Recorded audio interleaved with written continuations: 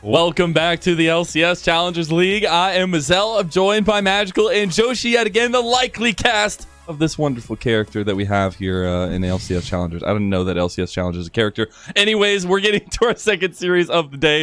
It's CLG Challengers versus TSM Challengers. And while we had a pretty one-sided first series of the day, this one is setting up to be a fist fight on the back end, and I think that a best of three is exactly what we're due to go all the way here, Magical. This game is the series is either going to be really close or really one-sided. That's just how it always works out. That just sounds like League of Legends. It's also pretty much the only outcomes you really can have, right? You have one of two that could really happen. Either it's one-sided. I'm not saying which side it's one-sided for either. Just we're going to be either one-sided or really close. Not revealing your bias just yet, I guess. No, not at all. It's like, and you'll never know. Oh, well, I definitely think this is going to be pretty, I don't want to say one-sided, but definitely favored towards CLG based on what we've seen from them in the regular season. And the fact that CLG, coming in as our 6th seed is a little bit surprising, especially considering they just came off the back of going 2-0 against Cloud9, the #1 team in the entire league. CLG, all of their other opponents, everybody else in the league says that CLG is one of the best teams in scrims. And we actually got to see that on stage for the first time, but it was a little bit later in the season than I think anybody who's a CLG fan was hoping. But that is the thing. You peak at the right time. That's all that really matters, right? And a run in the upper bracket would be huge to start it off here, but it all starts off with a tale as old as time as we revisit some GFX productions here. The song as old as rhyme. Hanser versus Jenkins and Hanser. We got a musical rendition. Oh my goodness. Yeah, I mean, deserve to get this. These guys are two of the most veteran top laners, two of the most veteran players we have in the entire LCS Challengers League, and now they're going to be going head-to-head as two of our best performers as well. Both these guys have been easily some of our best top laners in the entire league, though it has been in very different ways so far, and these guys are going to be absolutely pivotal to the way this series actually goes. Which one of them is going to be able to find an advantage over the other? Yeah, the CLG roster, when we bring them up here, Jenkins has been an integral part. He's been utilizing some spice from watching some Korean streamers and things to try to spice up that top lane a little bit himself. Obviously, he's got that dog in him we all know and love. But it is the rest of the team that really has been coming together. It's been the Challengers squad of CLG that has really come into their own in that last half, letting us see some of that into the scrim gods we know them to be. Copy especially having some seriously great performances, and Micha Breezy having aggressive 2v2s in the bot lane too. But it all starts with Jenkins,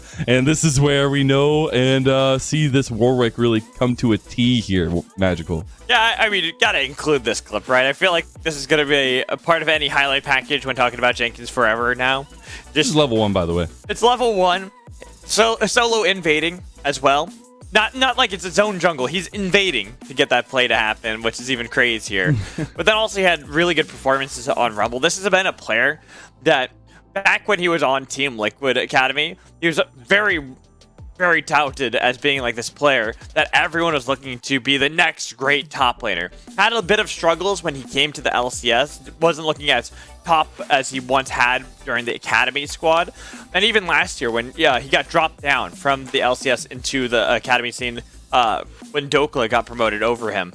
He did have a little bit of struggles, but this year we really are seeing the resurgence of the Jenkins that everyone knows and loves. The Bobby Jenkins who just dominates every lane, who plays Kennen, plays Gangplank, but now he's got so many more champions that he plays outside of just those two that he has a complete terror in the top lane. Bobby J, if you will, but it's so many different names to describe a player that really has shown up and been a top lane dominance. Now, on the other side, though, no slouch. We said it's a tale as old as time, and Hanser, one of the veterans of this TSM Challengers roster, really needing to rely on that and the strength that he's been bringing to the top side of the map, Joshi. Yeah, it's definitely going to be one of the best players that we have had, and Hanser has been the shining jewel of the TSM Challengers thus far throughout the regular season, and honestly, maybe the best top laner in the entire league. Definitely at least in the discussion for it, and this guy has sometimes just won a bunch of games just off the champions that they have picked alone, and they haven't even done it right. Spitzgaren hasn't paid a ton of attention to his lane. Hanser is actually doing it with some of the lower jungle proximity that we have had in the league. He has just been that good at laning.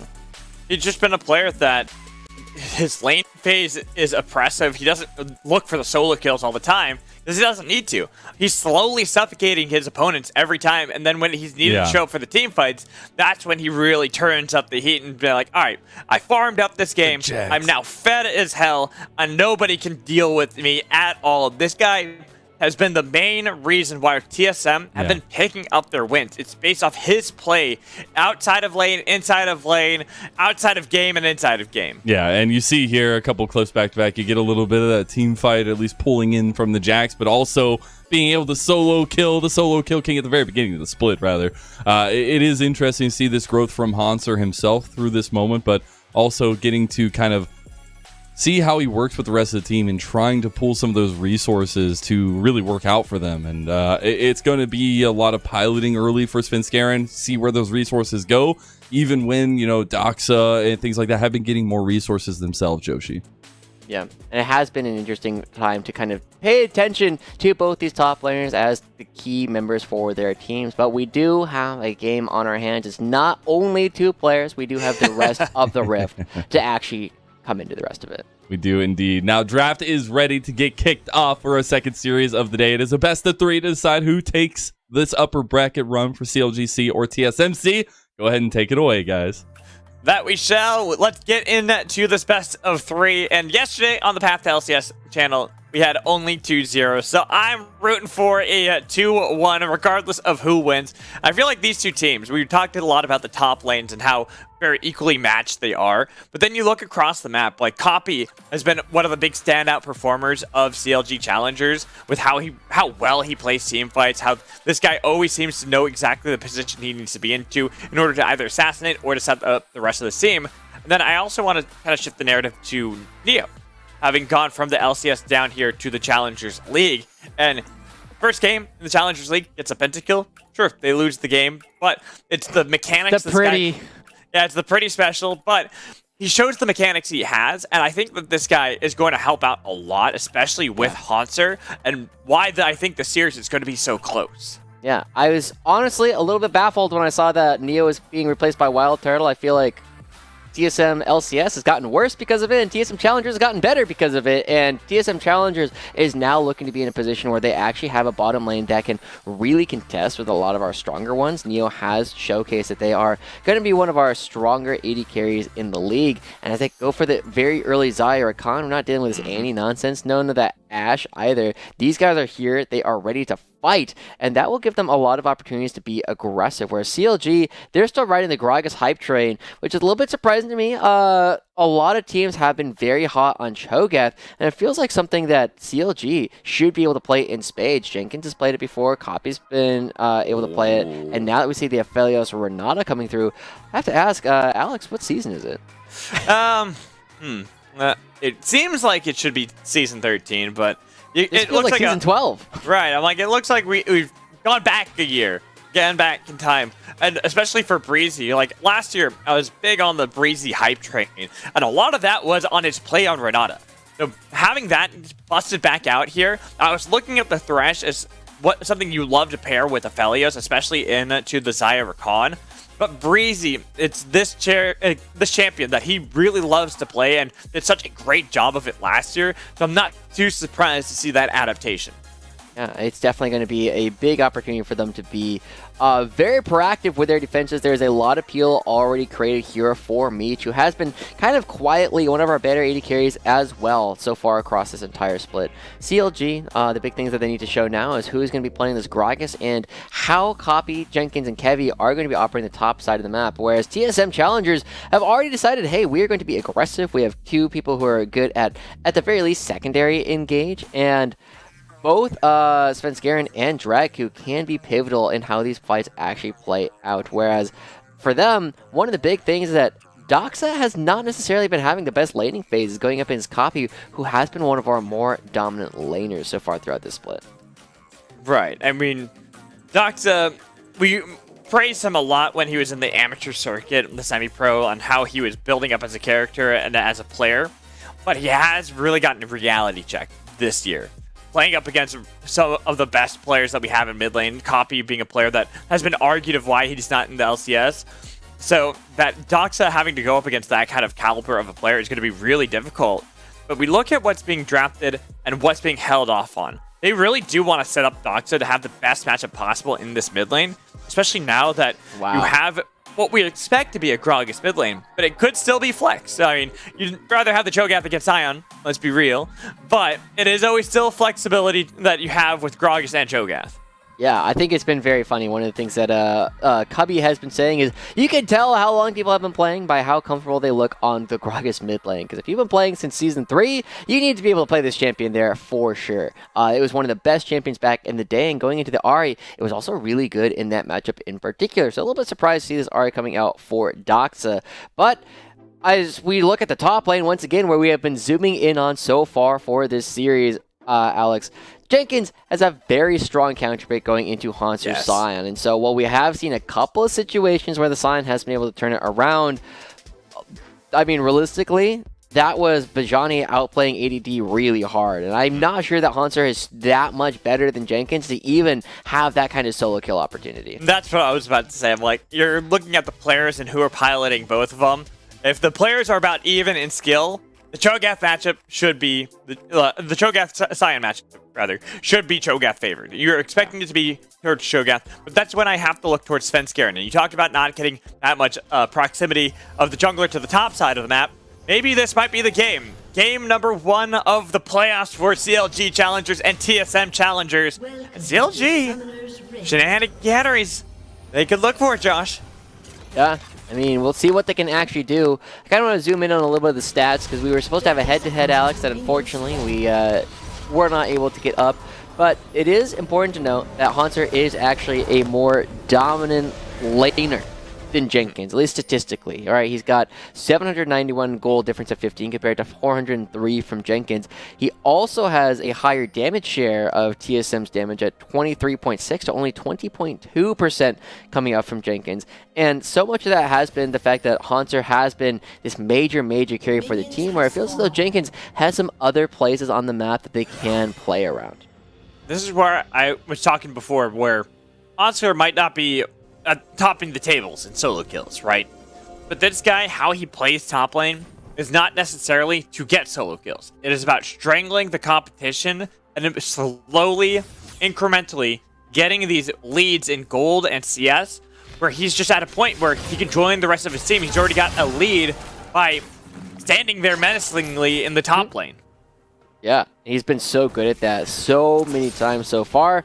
But he is going to be moving back into the top lane, where he has allowed Jenkins to dictate the wave a little bit further than what Hanser would potentially have liked. And both junglers here on the top half of the map going to be moving towards the bottom half very soon. Unless Svenskeren wants to be an absolute psychopath and go towards the top lane immediately after the Krugs. I would like that. Or I would like that. Yeah. I don't need to justify why I would like that, Josh. I would like that. Yeah, it turns out psychopaths tend to think alike. As, we are going to be seeing what CLG can do. CLG has been a more dominant early game team than TSM has throughout the course of the season. CLG is, I believe, third or fourth in gold difference at 15 minutes, whereas we haven't been seeing the same kind of early domination coming out from TSM, partly because their bottom lane has really struggled so far throughout this split. But that was also back with Wild Turtle. Now with Neo definitely has brought a lot more power for the bot lane of TSM Challengers. Dryq still sometimes gets a little cut out, but I think on something like a Rakan that allows him a little bit more engaged. Okay, here we go. I talked about that I wanted to see the Psychopaths play in the top lane and even get the flash, the knockup onto Jenkins. He flashed already. First blood picked up by Svenskeren. That's big. That's big. This wave position absolutely sucks for Jenkins. He's going to have to teleport right on back. And Svenskeren can actually do the biggest nightmare for top players if he wants to stick around, but chooses not to. I don't know if that's ever happened to you, Alex, but if you are a top laner, you die, you teleport back, and then the opposing jungler is still waiting there, you are tilted out of your goddamn mind. There's no way to really mentally recover from that, or gold-wise recover from that, as now Copy, he's starting to take some rough trades for a little while. This matchup will get a little bit better as Copy gets more and more sustain built into his kit, but for now, I mean, Doxa's doing a pretty good job, and I kind of want to go back to what you're talking about, Alex, where this guy was one of our better collegiate mid laners, in particular, when he was playing for Winthrop. And there's a reason why we would constantly be shouting Doxa diff. I know you stopped talking because of It might have been a steal. But there wasn't. But going back into the mid lane, right? Doxa, I think, is a player that it was a big reality check coming into the Challengers League. Being like, wow, this is the caliber of players that are outside of the semi-pro / collegiate scene. And so he's, it's a rough start to the season where he has to learn a lot. He has to build himself up. But I have seen a lot of that growth over this split on how he's been able to play. Like, even look at this matchup where he's getting small incremental leads over someone like Coffee, who we've touted as being one of the best mid laners we have in the Challenger circuit for some time. And I'm going to have to put that on pause briefly. It's Svenskeren and Kevy skirmishing a bit. Jenkins, the first one on the call. Svenskeren going to have the flash, but is there going to be the flash? Yes, there is, but it's going to be the decoy to absorb the stun. The red buff slow onto Svenskeren. No longer does he have that escape. The rupture makes sure that he dies to Kevy. And there you go. Good stuff coming out from Kevy, just chasing him over the wall. Kevy, I mean, this is a big wake-up from Kevy, right? Kevy has been one of the junglers that really looked rough in 2022, but coming into 2023, when CLG has been winning a lot of their lanes, we've been asking, like, how much has he been contributing? Finding those kills like that is a big argument towards why we've been more excited about Kevy coming into this year. Especially with Viego, but putting that on pause again. Bot lane.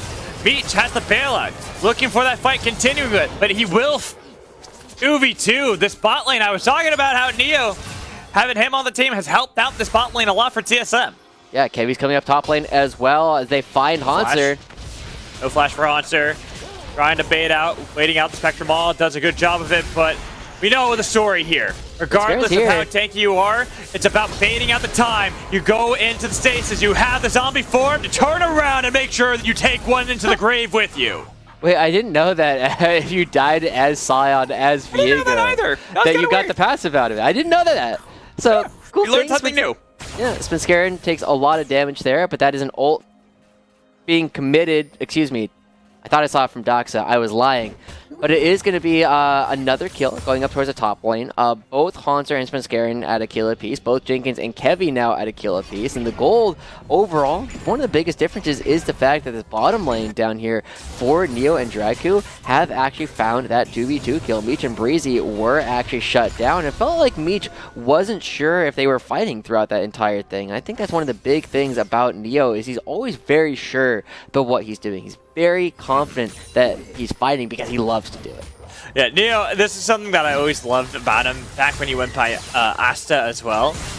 This guy likes to fight. He is not afraid of looking for any possible skirmish he can. Even if it's a bad skirmish, he'll still look for it because he feels he's got the hands to outplay any bad matchup. And now, I mean, it has been interesting to watch some of our more veteran players like Neo, like Lost, really come back into the scene and have a ton of success as the ultimate committed. Okay. Hunter. No flashes. This should be a bad matchup, yet look at him. 1v1ing Jenkins, nearly killing him as well. Yeah, I mean, so much of this comes back from the fact that Jenkins died early on, was put into an awkward situation on the map. Good dodges from both Meech and Breezy, but the wave states for Jenkins have been super, super tough. Kevy has not been able to bail him out, even with the kill coming through because Svenskeren was around the corner. It's turned right on around. And now CLG on the back foot. They're not used to playing from this kind of position. They normally play just like Dignitas from a position of strength. Kevy, again, into the top lane, will be spotted out. Monster, already back towards his turret. At this point, he's getting a lot stronger, a lot more difficult to actually topple quickly, because you look at the inventories of Jenkins and Kevy. Caulfield's Warhammer, Doran's Ring, they're not going to really kill off Haunter in any timely manner. Don't have any items to do so, but at least they buy Jenkins a back timer at the very least. So as you called out, right, the jungle proximity in this game has shifted quite a bit for TSM. They've normally been playing a lot more towards the middle and the bottom sides of the map. But, I mean, one of the things that does happen, this is how they have gotten a lot of their wins, is by giving Hanser the leads that he needs to actually win the game. And so far, going against Jenkins, one of our best laning top laners, giving them such a big lead in a tough matchup, suddenly Hanser is becoming a massive threat later on in this game, Alex, just because the damage is going to be coming through from Meech and Kevy are going to take a long time to come online. There's not a lot of magic damage Oh, there's a lot of ambient magic damage, but not like focused magic damage coming out from CLG. Oh, it's right mid lane. That's going to be the explosive cast on the Doxa, but he still has ult.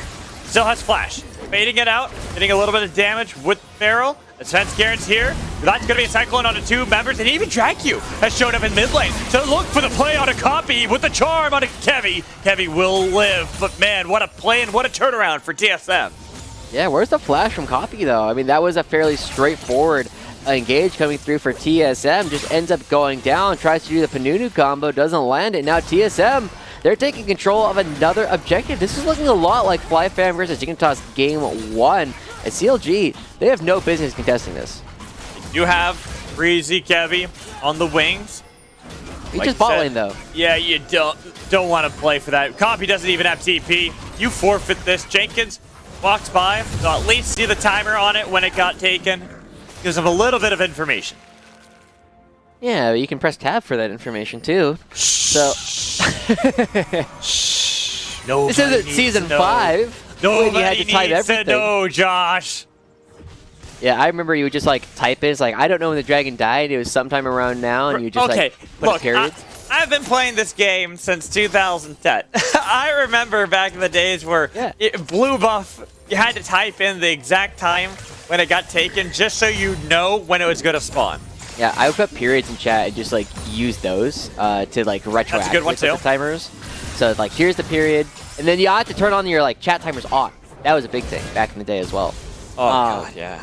But here we go. We are currently in a situation where TSM is taking control of this early game, and they have found a lead kind of everywhere. Especially because the kill in the bottom lane, making up for the fact that they don't have a CS advantage. They've been doing a really good job, and CLG, one of the things that they're going to have to do is, for all of their games, so much of their success comes around can Copy and Jenkins work together to go for these flanks for these upcoming objectives. But now, they also need somebody to be a frontline for Meech and Breezy. You'd hope that it's going to be Jenkins eventually. In Cho'Gath, you know. You have at least something. Even Gragas is deceptively tanky, but like you said, it's going to be some time until that happens.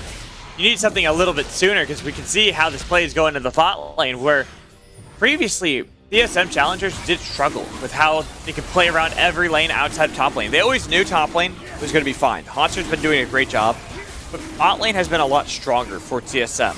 And this has been something that's helped them out a lot, even mid lane. I talked about the growth that Doxa has right here. It's the explosive cast, but he's able to get out of there pretty easily, absorbing a lot of pressure from CLG, giving more time for the bot lane to reset and come into lane with a Gale Force. Yeah, I mean, there's not a whole lot of pressure coming out from anyone on CLG, as honestly, they're looking for a fight. Sir, that's the knock up.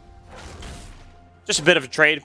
Neither of them are going to have any kill threat on each other anymore. It's going to be more based off how the junglers will interact with the top lane, as you can see some of the itemization coming in from both sides.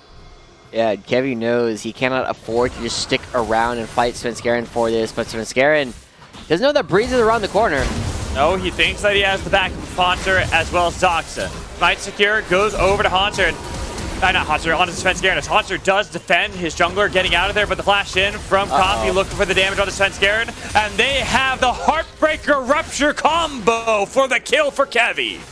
All right, ends up working out. CLG committing to that fight. They get the kill onto Svenskjæren, but it's coming at a whole lot of cost down here in the bottom lane. That's going to be another opportunity. Neo crashes another wave that Meech will be missing out. Another play should be going over to Neo and Dragq, and even though they do get the kill, the goal is very quickly evened out here by TSM. It feels as though TSM have just been in control for this entire game in a couple of matchups where it feels like they're not supposed to be.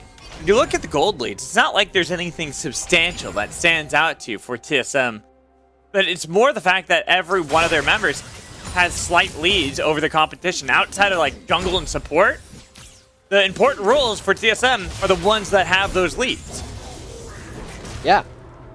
I wonder how much CLG have warmed up, because one of the things that all of their players will always talk about is their game one ints. You got to get them out. You got to make sure you get them out of the way before you hop onto stage, as part of why they have attributed at least some of their woes and going from scrims to stage have come from. It's just the inability to perform in a lot of their game ones. But this Shelly, Doesn't look like it's actually going to get a strong crash. If it gets a crash at all, smites from Kevy, not available, and it's gone. No crash. No crash. Where's the Bandicoot? What is a Bandicoot? I don't think it's a real thing, but... Is it not? I could have sworn a Bandicoot's a real thing. Bandicoot. Oh, it's like a rat. Yeah, see, I thought so. Bandicoot is real. Alright, it's a marsupial rat. So now everybody knows that. Congratulations, welcome to the Learning Channel here on LCS Challengers. But Kevy is also down here, seeing if you can learn something about Neo. Looking for him, but they're actually the ones to engage initially. Getting a lot of damage as Drag2 nearly completely killed. The flash in for Meech to pick up the secure the kill as Neo goes into the Feather Storm, but they had everything they needed to take down the bot lane of TSM. Great read coming up from Kevy to be right around the corner as soon as Drag2 is ready to go in. This could be the turnaround that we really need to see coming out from They've got the ints out, man. They've got the ints out. They got the intel. They know what a Bandicoot is. They know that it's all about that. They take down the first turret here, potentially. I mean, Neo is going to be a long ways away. There's no Rift Herald, but look at the damage that's already being done. Yeah, it's a gone turret already. Gold lead is already flipped, and CLG, right before the 15-minute mark, find themselves a gold lead again. It was perfect gun setup, too, Good stats. for Meech to take that with the white guns. But let's take a look at this replay. It was a nice read from Reezy, actually, stopping the play from happening. Yeah, and the fact that his teleport comes in at the same time from Copy means that Scarin comes around and is like, nope, I don't want to be doing that at all, or I'll be the wrong monkey. Yeah, he's like, I'm out of it. Are we bringing back Wrong Monkey? Yeah, wrong monkey is a great meme. It is a great meme. I remember that from last year. That was a fun one. Yeah. I mean, there was a lot more monkeys. Both good monkeys, right monkeys, wrong monkeys. Doesn't matter. Copy, trying to cut out Drag2 a little bit as we do have the next Rift Child spawning. Neo. Nice Gale Force. Good little dodge there. Getting out of some certain danger, but still, CLG now. Even if they are slightly behind in the gold lead, there's a lot of great things from that play that have helped them out. Like, if you look at how Heavy, 2, 1, and 3, having struggled previously to send Scarin, bot lane getting a kill from each, so now he has his own Gale Force. We're looking at this mid game for both teams. It's going to be on a knife's edge on how they play. It's really going to come down to mechanics. Yeah, I mean, so far, it's also worth noting that TSM have picked up a second Rift Herald of the game for themselves and running away. Cowards! That was interesting. I was very surprised to see that come out, right? I guess he doesn't know that people aren't there, but either way, Hunter are going to be running away from that one as Copy is going to be picking up a blue buff for themselves, and we are going to be trading a couple more objectives on the map. So now as we're starting to get into it, right, you said that we're going to have to look at a lot at the mechanics. It definitely feels as though it is going to be easier for Neo to play in these upcoming fights because the dive going onto Meech is, one, more potent in the fact that it's both Drag2 and Scarin. And also, there's not a whole lot of easy ways for them to really knock Neo out of position. It's just going to be Copy's explosive cask to try and get Neo into a spot where he's either not hitting or dying. And if they can find that first part, it's a good catch. Oh, hey, Rip pop. That's going to be the Moonlight. Vigil getting a lot of damage on Neo. As Neo, he does. Oh, he barely was able to get the Feather Drip flashing away as well with the root. Here comes the hostile takeover to connect on Neo. One attack not going to be enough. And Scarin will be the sacrificial lamb. That's the wrong monkey. That's a bad monkey on the other side, even if he tried to turn one around. Wow, Neo actually getting away with a sliver of HP. Decides, this might not be the best spot to back. Neither was that. This one is just right. Finds the perfect spot to actually back away. But CLG, another good engage, but it comes at the cost of their mid lane turret. They only get a kill and some Raptors for it. Maybe a t-shirt as well. But so far, CLG, neck and neck so far in this game. And it does feel as though CLG have been a little bit more proactive in trying to go for some of these plays. But not so much more proactive that they're actually like finding leads for themselves. It's still going to be a situation where they're relying on Meech, this big damage carry later on, and he's not there yet. No, it's going to be some time.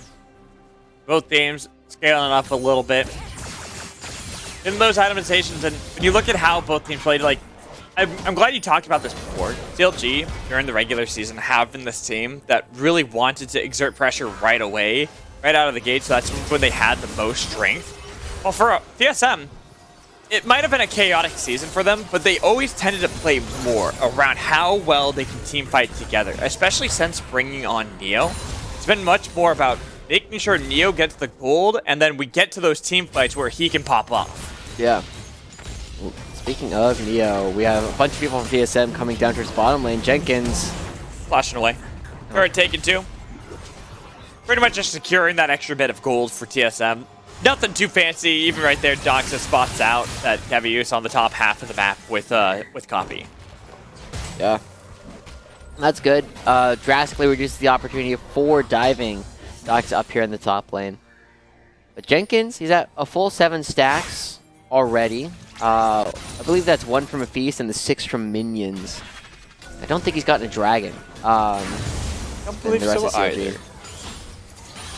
But, I mean, coming around the next dragon, I think we are going to see a big opportunity for both these guys to pop off, right? It's going to be Neo and Meech, the 2 biggest damage dealers for their teams. And looking at how Meech has been farming so far, they actually might be relatively close to that crucial second item. If the Infinity Edge comes out soon, before the actual dragon spawns, that's probably going to be the difference maker in how much damage he's actually able to put out.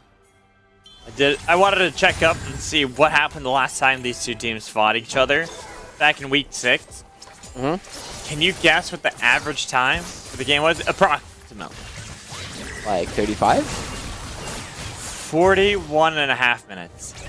Oh, this was that series. Yes. Yeah. Okay, so I looked remember. at that, and like I said, TSM tend to be a team that like to play more around how they fight as a team. And even though in that series they did lose 2-0, has been much more of their style. But Doxa's got to be careful. Skevy's right there. Does dash back away. See on the minimap that Drag Q is on his way, and in fact, Doxa feels that empowered to continue that play, to force away Kevy and Copy from even going near the minions. Yeah, that was a really weird fight, I suppose we could call it, because like Copy just gets charmed out, Doxa just like walks away, Kevy jumps in, and ultimately not a whole lot of it matters. But Hanser, we're starting to see some of the sustain difference coming through. Even though Hanser already has the Jack Show, Jenkins just kind of out-sustains him during a lot of these extended trades. Their abilities are better, and you can never really get a full-strength Q off as the Scion. So this side lane will be pretty good for Jenkins for a little while. But we go back to the Dragon here, Alex, and it is 2 Dragons already picked up for CLG, and with the back coming through from Meech, it's at least a Crit Cloak, and it's probably going to be the full item. There it is. It goes and gets an immediate Infinity Edge. A lot of power for both marksmen. We got the Infinity Edge, we have the Navari on the other side from Neo. Both of them at 2 items. Getting close to that dragon you were talking about. 10 seconds away until it'll spawn. TSM need to fight around this. They don't want to be put in a position where they have to constantly answer a potential soul for CLG. Yeah, and this is the scary part. Like, now that CLG has a bit more control over the vision, they're clearing out some of the flank wards that CLG or that TSM could potentially use, but they give up all that positioning to go back into the mid lane. TSM kind of calling the bluff a little bit, and I'm not sure it was a bluff. Yeah, possibly not, but look at Doxa. Look at his positioning. Waiting for any member to spot out. Misses the charm, so now they know that Doxa was there on the flank and they've marked him. They gotta be careful as they enter around this pit. A lot of vision traded back and forth by both sides. Neo can chip that just a little bit. In fact, gets tagged by the Gravitum. He's gotta play even more cautiously. It's forcing Drag Q to have to hang around Neo at all points in order to make sure the marksman survives, and that could actually be enough to boil over where CLG immediately turned on to the dragon. Yeah. Neo going to pick up that red buff, right? Does make them a little bit too far away, as now we do have TSM coming right on back in. Hunter has the ultimate available. You have a Cho'Gath as well. You should devour that one easily. Takes it, but it's going to be the Smite Securas. That's good. I already used Cyclone. This is a dicey spot for them to be in at the moment, having used a lot. They got the explosive catch in the backline. They're getting a lot of damage out of these members of CLG. Dracula looking for the entrance. He's got Meech. They've got the damage, but he flashed away, keeping himself alive. Breezy, he as well. Meech. And Meech, the support. It's going to be the rookie for CLG turning around the fight.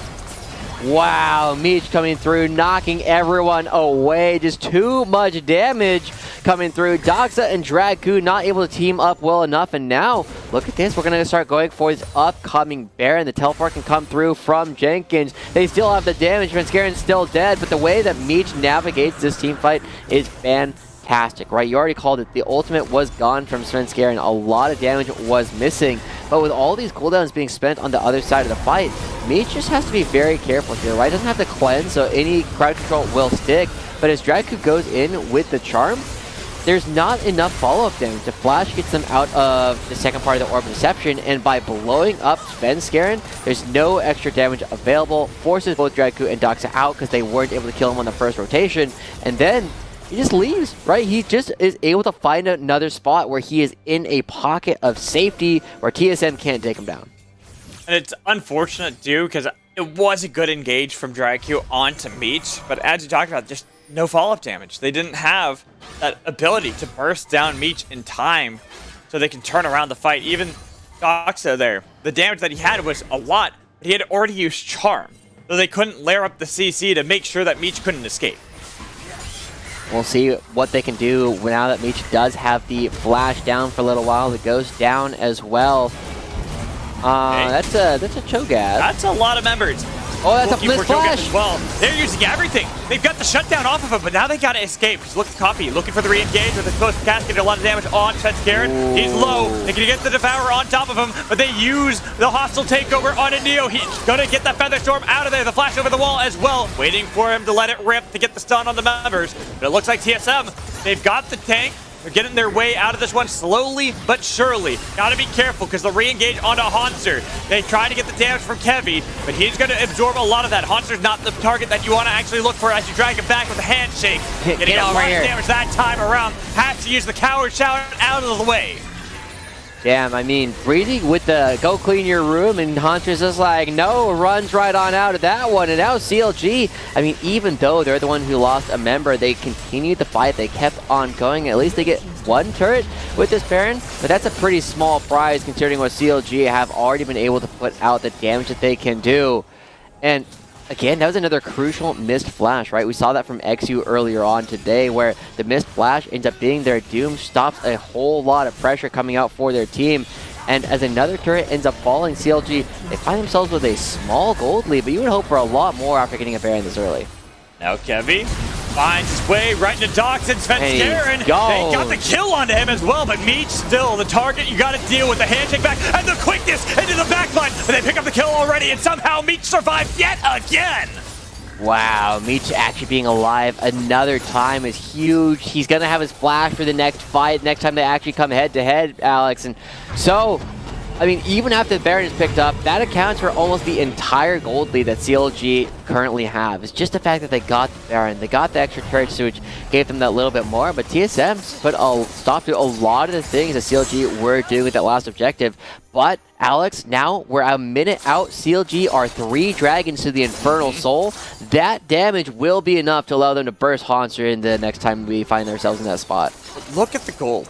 How even that is across the board. Barely a difference between Meech and Neo as well, which is the big one to stand out because how important these 2 marksmen are going to be for this fight. Meech has been so difficult for TSM to actually kill. 2 times in the last 2 fights has he been able to make it out with barely any health and turn around the fights for his team. He's got to continue that. This player is someone that back when he first joined CLG as well, when he joined the Academy circuit, everyone praised him for his reaction times with his flashes, how great he has been at always realizing when he's going to be in danger on his lonesome. And he does have a little bit of support with Breezy, but here, even more so critical. Because you got to make sure that Doxa isn't layering up with Dragku to find you picked out in the sideline, especially if they can layer up the Grand Entrance and Charm. Yeah. Interesting teleport coming through from Jenkins, trying to make sure that they can participate as a frontline for their team and let Copy do some of the big flanking. Copy has been spotted out, though.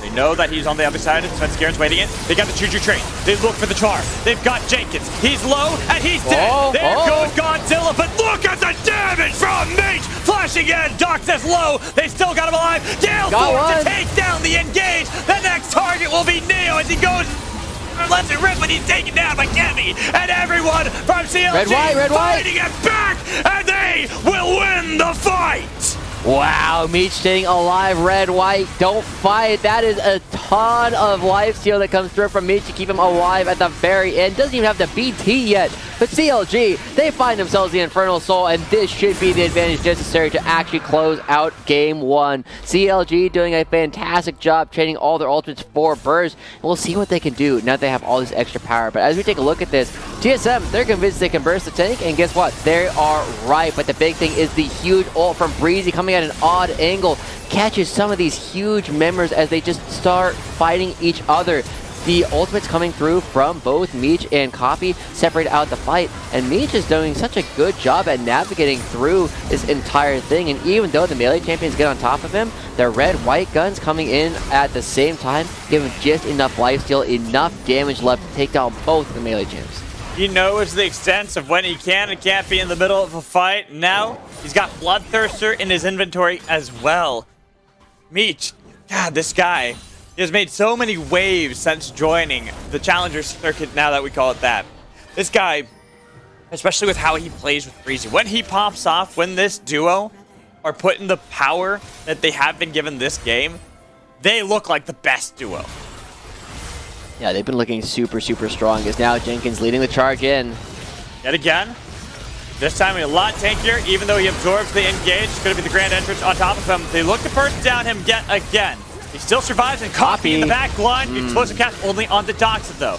Not actually going to get enough damage they need to. The re-engage attempted by Penscaren, getting a lot of damage. The flash away from Jenkins as well. And it looks like they got Breezy, but Meech is still untouched. You gotta get on top of this rookie, because he is just ripping you apart. Nobody can tan to him. He's continuing to wail away. Meech auto-attacking from distance. Nobody's even near him. Nobody can touch him. And CLG get the ace. And a great setup once again for CLG. They have a marksman that has been untouched throughout almost this entire game. Even though it's Copy who ends up getting most of the last hits, it really was Meech who has been the hero for CLG this game, setting things up so that Kevin can start resetting, getting all these kills, and was standing a ton of pressure coming out from TSM, just getting everything they could possibly ask for. Now, with this Baron buff, this should be enough to, if not win the game outright, then at least get enough gold in their pocket so there's no real chance for TSM to come back. Josh, at the beginning of the game, you were wondering how Meech can pilot these fights with so much engage on the side of TSM.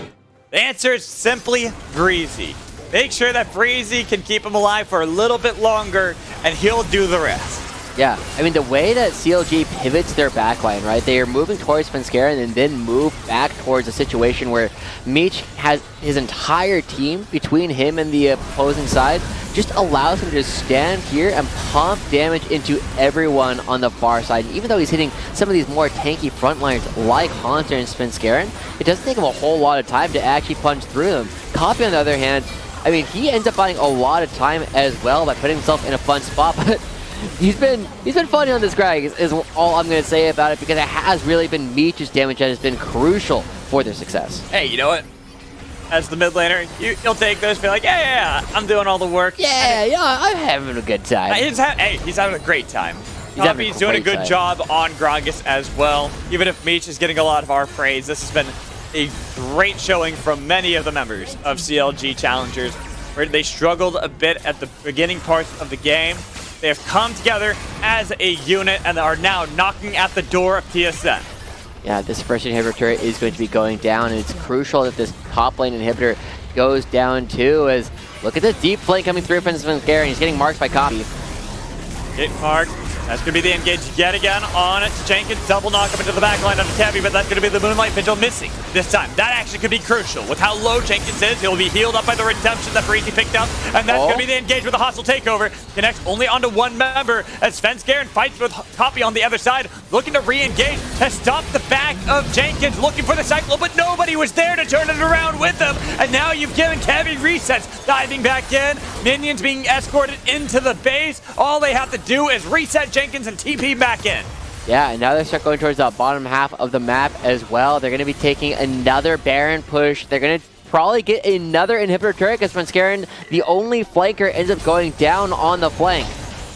And here's Copy Looking for the back line, explosive cast on the 4. Members punting back in Hanser, and he might be tanky, but he will fall. All the while, Copy was golden, flashing away from the feather recall as well. As the inhibitor goes down, it is CLG looking to potentially end the game. Can Neil even live? Okay, Neo is cutting it back. He might be the hero. It will be resets, though, from Kevy, with him and Doxa alone. Minions forward into the base. Baron buff on the heads of CLG Challengers, even with respawns from TSM. It might be too little, too late, as it is, even with a let it rip on to Copy to pick up a 1-for-1 kill, the rest of the team cannot stand to meet the god of Game 1 here in playoffs against TSM. Meech's positioning this game was absolutely immaculate, right? He was able to get all the damage down. Whenever you have these reset champions like the Viego, you need that initial burst of damage. He was there to provide it. He did all the damage necessary to their big players. And also, props to everybody else for making sure that they were constantly setting up pockets for Meech to operate in. CLG just looked like master team fighters that game. It looked great. It was the team that we were praising on how they played early game for most of the season. Here in this first game against TSM, it looked like team fights are all they've ever cared about, and it was perfect for them to pick up this victory against TSM Challengers. We're going to toss a break, and when we come back, we'll bring back Mazel for our halftime, third time show, whatever you want to call it. So make sure you stay tuned.